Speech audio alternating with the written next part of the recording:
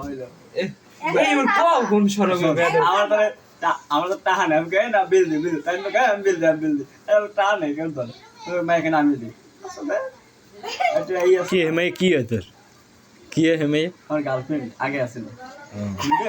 এই তেরে তো আবার দেখা দিয়েছিস না ফোনে ফোনে যোগাযোগ হ্যাঁ ফোন করে গেছিল কমে কমে গেলি বলছি রমনা পার্কে